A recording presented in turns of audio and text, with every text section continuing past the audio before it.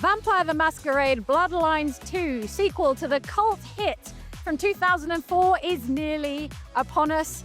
It's going to let us live out our vampire fantasies. And here on the stage, joining me is narrative director Ian Thomas and White Wolf brand manager Jason Cole. Thanks for joining me. Thanks very much for having us, James. Good to see you again. And good to see you.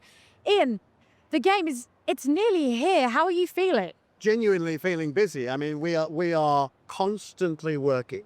Everything has been locked, but that means that there are so many little things still to polish in terms of content and some little surprises we're putting in. But it is great because it's been such a long time for the team to see this thing actually out there in front of people and see the reactions. And I was saying to you only slightly earlier that I'm genuinely pleased and surprised by the reactions we're getting. It's it's lovely. It almost doesn't feel real. I've been waiting for this game for quite a long time. Oh, have you? I have indeed. I dare say some of us has been waiting a little longer, but we're just as pleased as you are that it's nearly here.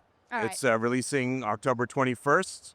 October, of course, the month of darkness, very appropriate for Vampire the Masquerade. Right there in Spooktober, everybody. All right, now, for those who haven't been following, this is an action-forward, shall we say, RPG, set in Seattle, and you play a vampire, but it turns out not just one vampire, actually. So speak on that. So I think it's been known for quite a while that you will be playing an elder vampire as the protagonist, and that vampire has a character, has a background, but it's not very well defined. You as a player get to choose a lot of the aspects of the character, and you get to choose very much how you role play and how you present that legend to the other Kindred in Seattle. And that's Fire. That's our kind of main protagonist. However, again, it's been out there for quite a while. There is a voice in Fire's head, a character called Fabian, and it's become clear over the last few days that Fabian in your head, your guide to Seattle, a much younger vampire, only 100 years old. He's a Malkavian, he's a detective, and you actually get to play some of his story as well. And that's kind of interleaved with the action RPG. Fabian is not an action guy. He's an investigator. No. He's a curious gumshoe detective. That's what he thinks he is. Whether he is or not remains to be seen. So we mix those two stories together, and they all build to make a much bigger story, and it's been a juggling act of jigsaw pieces to make it all work. Could you put a proportion on how much you're playing as Fabian and how much you're playing as Fire? Not in hours very easily, but what I will say is most vampires do not dream. We have Fire's story over several nights in Seattle, and after each night, of course, she or he goes to a haven, lies down, and goes to sleep. And at that point, a dream happens, and Fabian's story kicks in, or Fabian's memory kicks in. So we've interleaved it pretty much equally in story between time with Fire, time seeing what happened to Fabian maybe 9 or 10 days ago, or maybe even older than that. So the two it's a balancing act, and the whole thing builds together, like I said, to make a much bigger story. Okay, back to Fire. Now, in the world of darkness, elder vampires can do some pretty wild stuff. How does that translate to the disciplines, the abilities you're going to have? Translates very well. Vampire the Masquerade, of course, has kindred clans. There are many of them. We all have our personal favorites, and each clan has an affinity for a certain set of disciplines and the powers inside those disciplines. The Vendru, my personal favorite, for example, are masters of dominate, power to control minds, possess others. Bruja, potence, celerity, very fast, very strong. In the game, the same is true. You will choose your clan, and you will have an affinity for a set of powers, and those discipline powers are available to you. Now, Fire is an elder kindred. Fire has been around for centuries. When Fire awakes, they're maybe not feeling at peak condition, but even a weak elder is still an elder vampire. They outclass a mortal considerably. So as part of Fire's journey, you'll choose Fire's clan, get your discipline powers, and then you can start to decide how to customize your approach to powers in the game by focusing on those powers you start with or learning others from other vampire clans that you meet as part of the play. All right. I was curious. You've tagged the clans with like mastery ratings. Like, Yes. what does that mean? effectively, from a gameplay point of view, we think that one is going to be easier for maybe somebody new to the game to cope with, because something like the Bruja, for example, it's a straightforward idea. You go and beat people until they fall over, or you rip a bit off. But with the approach to each clan's interpretations of fire is probably a starting point. Each clan choice and each initial set of powers, which, as Jason says, are way above mortal and considerably above most vampires you will meet. Each of them has a different approach and a different tactical approach in terms of combat, because they're all about fire.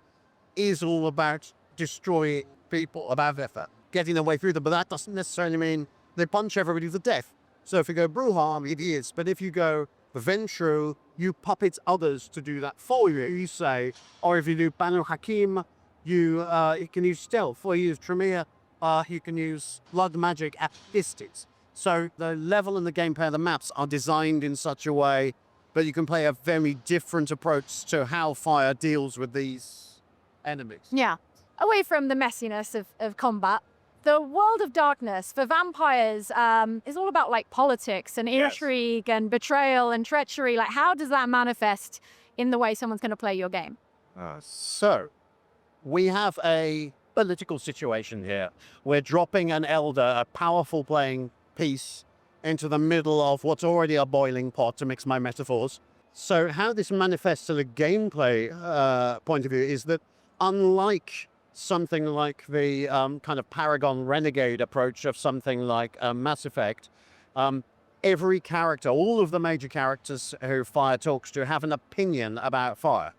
So if fire presents themselves as, I am the mighty elder and you will do my bidding, you will respect my authority, then some vampires will, oh yes, that's fine, but some will, it'll make them bristle, it'll make them treat them differently, and each of them has a different set of opinions. So you can roleplay fire as this incredibly strong vampire and hope that everybody will listen to what you say, but equally you could go to one and flatter them or persuade them, convince them, which means that you get into, it's a juggling act of politics, of balancing all these characters, and there are consequences for all of that.